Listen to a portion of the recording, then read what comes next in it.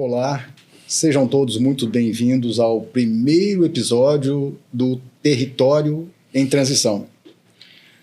Durante mais de 3 décadas, como engenheiro civil, gestor, eu vi uma preocupação enorme com planilhas, custos, prazos, cronogramas, mas terminada a obra, levanta acabamento, vamos embora, tudo concluído, placa de bronze.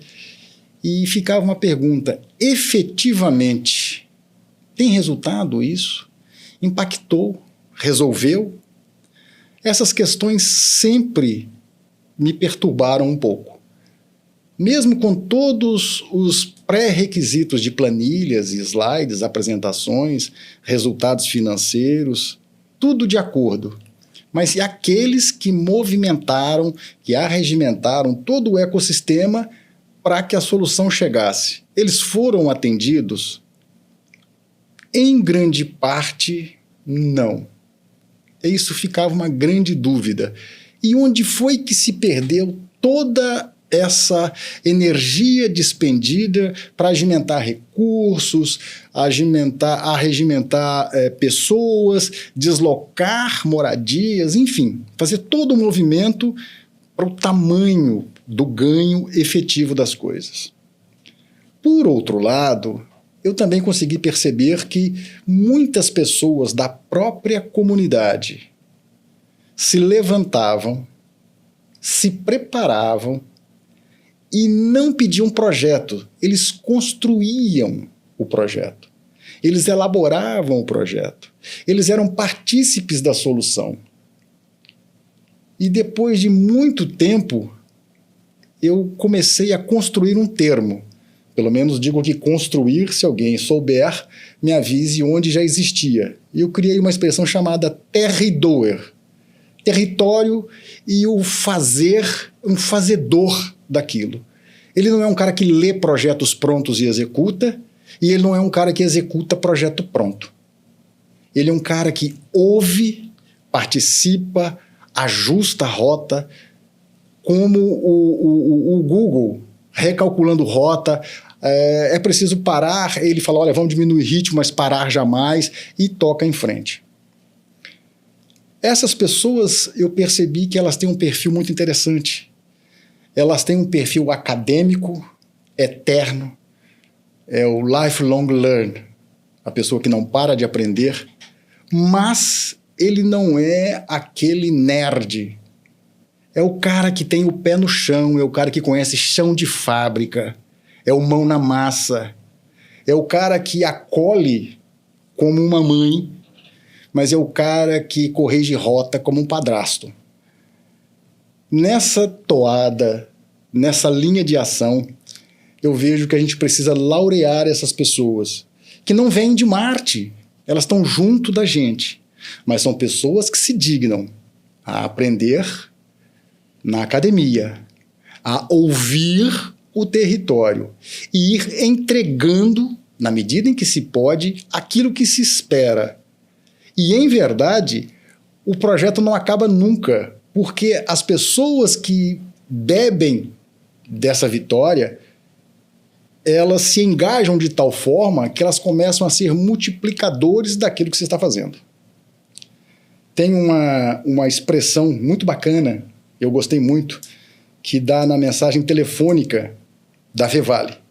Referências impulsionam referências. Olha, é a maneira mais humana que eu vejo de fazer engajar alguém. Tá? Não fale bonito para ele, mostre o que você faz, seja uma referência naquilo que você faz. E as pessoas vão se espelhar naturalmente em você. Depois desse introito, eu não poderia escolher pessoa das minhas relações melhor para ser como um padrinho, né? Não como máfia, um Godfather. Do primeiro episódio, uma pessoa que eu conheço há mais de 2 décadas e que, além de comungarmos de muito de academia, um pouco de praxis, né, mas que tem um passado e um legado muito relevante. Eu trouxe para conversar conosco hoje o então reitor, né, da Fevale, Novo Hamburgo, presidente do Consinos, ou seja, aquele que preocupa-se com o municipalismo. Do lado do balcão, olha, não sei se é do outro lado, porque não tem lado oposto nesse balcão. Tem que ser uma relação de ganha-ganha. Eu trouxe para falar conosco e agradeço o atendimento ao convite, José Paulo da Rosa, amigo, magnífico reitor, que dispensa comentários. Obrigado por ter vindo, Zé Paulo. Agradeço o teu convite, Isashi, e estou muito feliz de estar aqui nesse primeiro episódio desse podcast. De fato, compartilhamos, né, de muitas teorias, de muitos conceitos que abordam gestão, educação, empreendedorismo, e acredito que é por isso que temos esta afinidade e que nos permite com muita tranquilidade abordar esses temas aqui nessa tarde. A nossa conversa, né, daria um workshop. Eu digo pelo café que a gente marca na Fevale, para 15 minutos, mas vai hora de papo e fala, olha, se não for agenda cutucando, empurrando, a gente não para. Eu queria, Zé Paulo, que você trouxesse para nós e para aqueles que nos assistem, né, algo sobre o Sistema S, que às vezes recebe duras críticas, tá certo? Mas que eu vejo que é o grande pilar que sustenta, desde a minha época de faculdade, que vai longe, né? Ensino, pesquisa e extensão. Ou seja, se eu te dou um diploma, eu estou te certificando de habilitação e competência. Agora, o que é que você vai fazer com isso? Essa pergunta é cruel. No momento em que nós falamos que metade das profissões daqui a 10 anos não existirão, então isso é um desespero e também fala muito com a mobilidade social, ou seja, tenha um diploma e você tem uma vida melhor. Essa desconstrução do diploma como uma garantia de décadas atrás. Eu queria que você falasse, trouxesse para nós um pouquinho da grande experiência que você tem dentro desse hub, desse elo de conexão entre a academia, que tu tens um pé dentro, tá certo? E da produção, da indústria, que trouxesse para nós esse elo, a sua visão sobre isso hoje do Sistema S, por favor. Muito bem. São serviços sociais autônomos, esses S's, especialmente, sim, o Senai é o mais antigo, o Senai foi criado em 1942. Eu fui menino do Senai, sabia? Da Vale do Rio Doce, lá em Itabira, longe, por favor. Muitos, né? Milhões de brasileiros passaram aí. Em 1942, então, surgiu o Senai, em 1946, então a gente está falando aí de 80 anos, né? 80 surgiram o SESI, o SESC e o SENAC.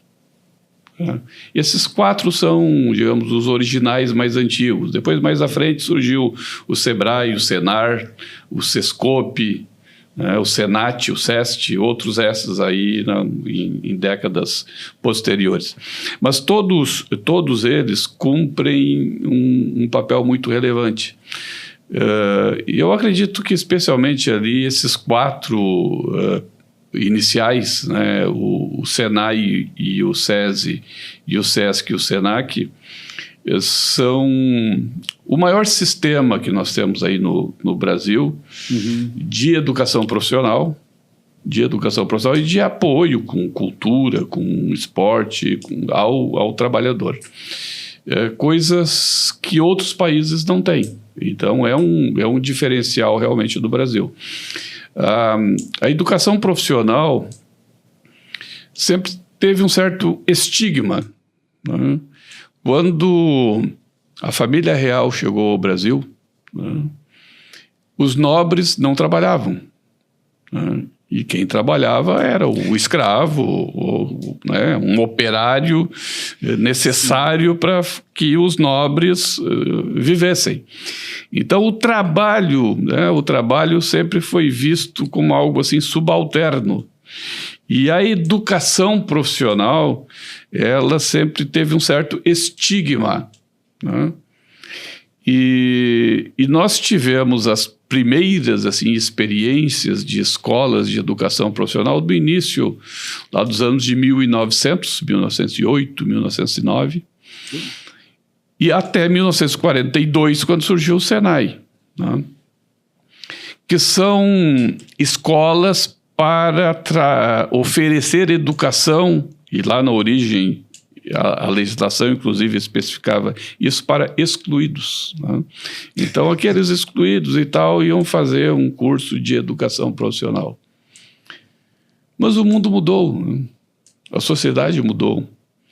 A gente vê na Alemanha o sistema dual e toda a formação técnica, assim, importantíssima em grandes países como a Alemanha. E lá, quando se faz um ensino médio com um curso técnico, tu consegue, naquela fase da vida, se apropriar de um conhecimento, de uma competência que faz toda a diferença na sociedade, no mundo do trabalho e daquele estudante, que obviamente pode seguir depois para fazer um curso superior, mas vai fazer um curso superior com muito melhores condições. Então, alguns países como a Alemanha, os países asiáticos que também se aperceberam disso e começaram a valorizar, né, o curso técnico junto com o ensino médio, né, viraram essa chave. E não tem mais esse preconceito, né? Mas o sistema S continua cumprindo o seu papel, às vezes estigmatizado.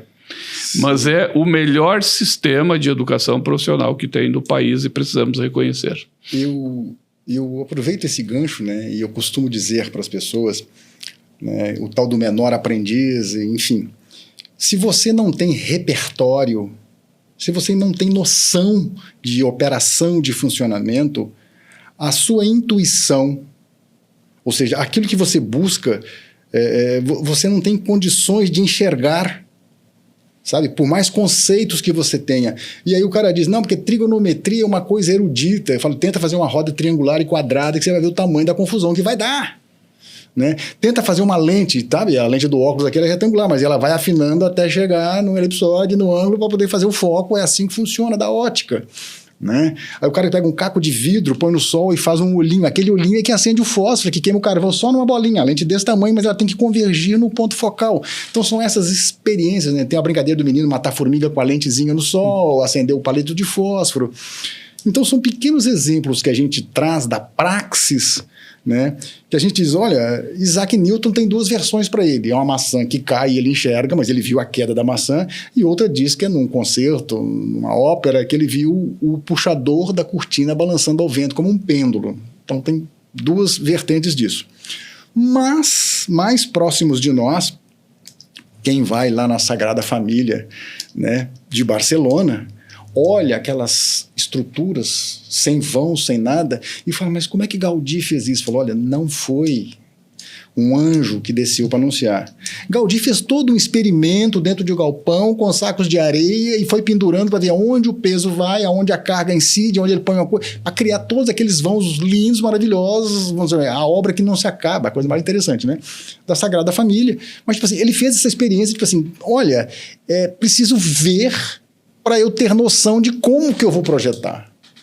Então, é essa experiência de fazer, de hands-on, de chão de fábrica, né? Ou seja, de prática, que eu acho que o Sistema S confere, e na minha visão de gestor, né, as pessoas estão chegando cada vez mais em números maiores, os certificados cada vez em números maiores, tá certo? Mas sem casca, muito cru, sem muita experiência, tipo assim, o que é que eu vou fazer? Como, com todo respeito, é aquela pessoa que chega para dar uma faxina e pergunta como é que eu vou varrer, não tem noção de como é que pega numa vassoura, cada um de nós tem vou chamar de cacuete, né, ou tropismo. Uma vassoura tem um cabo desse tamanho e a gente põe uma mão em cima, outra embaixo para fazer esse movimento. Ele não sabe que mão é a prioritária, que ele gosta mais de botar em cima e a outra embaixo. Coisas básicas, para lavar um carro. Ele não sabe se esfrega com a mão direita, com a mão esquerda, se circula para a direita, se circula para a esquerda. Ele não tem essa noção, ele não tem essa vocação e essa aptidão. Isso não foi desenvolvido, não foi provocado nele. tá certo? E para quem é toyotista, né, a gente sabe que a ergonomia, tá certo? É uma coisa fundamental, é aquela história, né? O ideal do toyotismo cru, nu e cru, é que todo mundo fosse um baterista, né? Usasse os 4 membros e mais a cabeça, se pudesse. Essa é que é a grande noção daquela época da produtividade, né? Não chegamos a esse extremo, tá? Mas a gente diz o seguinte, assim, né? O que é que você sabe fazer, né? Mens sana in corpore sano. Então seria mente intelectual e corpo sabe? Algo desse tipo. Então eu queria ouvir isso de ti e acho muito interessante, e concordamos nisso também, que o Sistema S tem esse viés, e eu acho, e eu entendo, né? Achar é algo que é uma maneira de se expressar sem querer ofender, que o Sistema S merecia mais amplitude até dentro da fábrica, de um modo geral. Hoje nos vemos assim muito restrito com relação à idade, tipo de trabalho que é considerado não ideal para criança, isso e aquilo, mas que falta esse tipo de... Tem muito gênio que, se tivesse entendido o procedimento fabril, alguma sequência lógica de produção, nos teria rendido coisas muito interessantes nesse sentido. Tem 2 programas, assim, e um programa que o Sistema S que iniciou e depois se abriu aí para outras empresas, que é esse que tu comentaste do menor aprendiz, com a lei da aprendizagem. E é um programa maravilhoso, é o melhor programa que tem no país de inserção do jovem ao mundo do trabalho, porque tu pega aquele estudante que está no final do ensino fundamental ou no ensino médio, e enquanto ele está na escola, ele tem a carteira assinada por uma empresa como menor aprendiz, e ele faz um programa de aprendizagem, onde parte do programa ele faz um conteúdo teórico dentro da instituição formadora, pode ser o Senai, o Senac ou uma outra instituição, e a outra parte ele faz um trabalho prático dentro da empresa. Tá? E ao final deste período conclui o programa, está encerrado, a empresa pode contratar se quiser ou não, mas daí muda o seu contrato, mas ele terminou o programa de aprendizagem e nesse período ele teve a carteira de trabalho assinada. Mas isso abre as perspectivas do mundo do trabalho para esse jovem. E é um programa que às vezes as empresas não compreendem, porque a lei da aprendizagem obriga que as empresas tenham entre 5% a 15% das ocupações que demandam ocupação profissional como aprendizes.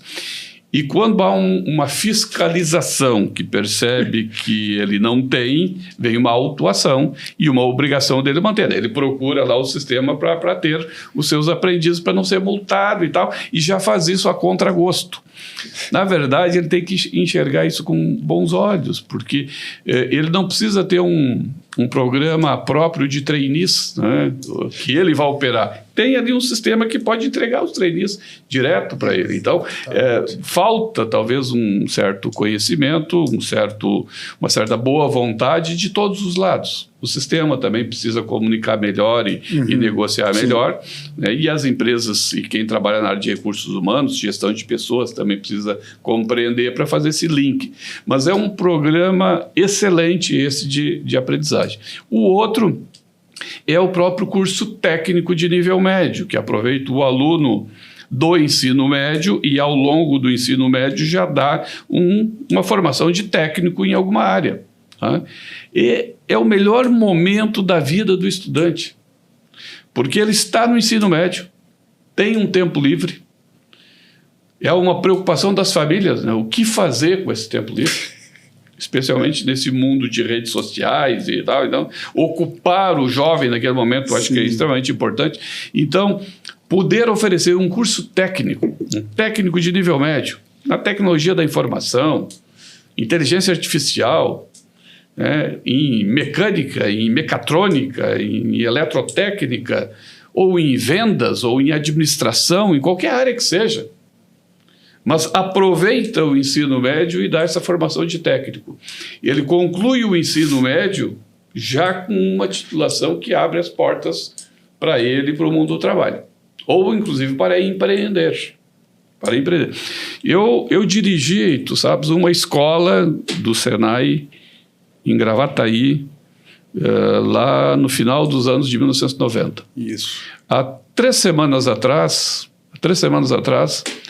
eu fui numa loja que eu não conhecia, uma loja nova, que vende esses patinetes e motos elétricas, que está muito em moda atualmente. Eu tenho 2 meninos com 14 anos, gêmeos, e um deles tem um patinete, e o patinete que deu um problema, e eu tinha que levar na loja para consertar. Parei na loja e me informei, né, se ele consertava, se não consertava e tal.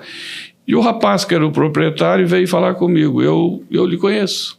O senhor foi diretor da escola do Senai? Sim, foi. Obviamente eu não conheci ele, porque isso faz 30 anos, mais de 30 anos, no final dos anos 90 Quase 30. 30 anos. E ele disse, não, eu conheço, o senhor foi diretor da escola. Eu fiz aprendizagem lá na escola, me formei lá. E ele saiu de lá e foi trabalhar na Pirelli, em Gravataí. E ficou um tempo lá trabalhando e tal, e agora, uns 5 anos, ele abriu aquela loja, ele é o dono da loja. Mas ele disse que a única formação, a única competência que ele teve na vida foi aquela aprendizagem que ele fez lá e que deu condições de ele abrir aquela empresa ali, porque além de vender, ele faz a manutenção, ele conhece, ao passo que outros não conhecem. Ele diz que ele fica surpreso, os jovens de hoje que não sabem apertar um parafuso, que não têm a mínima noção. E eu aprendi tudo isso há 30 anos atrás, quando o senhor era diretor daquela escola. E assim, uma enormidade de pessoas que passaram por esses programas e que conseguem trabalhar, conseguem empreender, conseguem fazer a diferença. Então, ou o programa de aprendizagem, ou o curso técnico, né, muda a realidade das pessoas e do mundo do trabalho. Só que poucos optam por isso. Nós temos cerca de 10, 12% dos jovens no ensino médio que optam por fazer um curso técnico, o que é um número pífio. Né? Ele deveria ser muito maior. Sim. E então, o sistema é esse, e as escolas estaduais, federais e tal, que oferecem educação profissional, isso deveria ser uma estratégia de país, o que a gente não observa. Né? Tinha que ser uma estratégia para, de fato, oferecer escolas de turno integral que oferecessem esta alternativa de educação profissional que mudaria a realidade do país. Isso fala muito diretamente com a economia circular. O estendimento da vida útil, seja de moto, seja de calculadora, de aparelhos celulares, tá certo? Né? Além daquele design com obsolescência, o mesmo aparelho vem com a bateria retangular, depois é quadrado, depois é triangular, ou seja, um não serve para o outro porque acabou a bateria e jogar fora, porque a próxima bateria é quadrada, esse é redonda, o outro é retangular. O cara projetou para daqui a 2 anos, quando a bateria terminar, você vai jogar fora. É um tanque de gasolina que vai furar e que você não tem mais como botar um tanque de gasolina step de reposição, né? Então, isso que tu acabaste de colocar, né, um ex-aluno da escola, né, que infelizmente ou felizmente, tá, a gente fala hoje em semicondutores, em chips, em baterias de terras raras, metais, etc. e tal, mas a condução dele, a menos que as pessoas descubram e desvendem o mistério de Tesla, né, de se tirar a energia da Terra, bom, diz que nos anos 20 ele o fez, mas é que a gente não tem domínio ainda, vai precisar de um cara que pega um parafuso com um fiozinho, aperte aquilo lá. A gente vê fábricas chinesas, né, que enchem containers para o mundo inteiro. O carregador de celular ainda é por fio, tem o de indução, mas o indutor ainda tem um canal, você entendeu? Então, isso tem tudo a ver, fala diretamente com isso. Por mais que se venda, né, para cada patinete que se venda, alguém tem que dar manutenção. Né? Alguém tem que trocar a vela, limpar a vela, enfim, seja o motor a combustão ou elétrico. Tá? A gente precisa disso. Não, e eu realmente acredito que a gente precisa fazer uma virada, né? E que as pessoas... É aquilo que eu chamo de repertório, né? Você entendeu? O próprio repertório vai fazer com que a pessoa se encontre. Esse é que é o grande negócio. Porque a gente vê um ostracismo muito grande, a relação conforto-trabalho. Né? Desde que o homem saía da caverna para caçar, você imagina, tu faminto, a hora que você conseguisse primeiro fugir, que o predador é presa. Quando ele conseguia escapar e conseguir uma fruta, então, tipo assim, ele caminhou 1 hora, 2, 3, porque o que tinha perto ele vai comendo e cada vez aumentando o ciclo de busca, o território de busca. Quando ele acha alguma coisa para comer, então ele está cansado, exausto, tenso, porque ele está se escondendo, se esgueirando. Quando ele vai comer aquela fruta, a fruta deve ser doce demais, não é? Ou seja, a fruta é o prêmio do meu esforço disso. Hoje, a gente acorda cedo, vai lá, atura um chefe chefe, pega um transporte, né? E aí depois a gente chega em casa, pega o telefone celular e chama o delivery. Então essa relação de que aquele caos no trânsito, mas o patrão que exige o relatório, exige a entrega, não tem, a gente desconectou isso, né, da entrega do conforto, do ar-condicionado dentro de casa, do streaming de vídeo, da pizza que chega, né, e essa relação fica muito assim e a gente normalmente não vê muito. Isso eu acho que eu percebo que se as pessoas tiverem esse ciclo mais cedo de começar a pensar, olha, eu preciso aprender isso que me catapulta para lá, que me catapulta para cá, pequenos gestos, né, que vai trazendo disciplina e uma linha que eu chamo de pensamento crítico, né, que vai construindo esse repertório.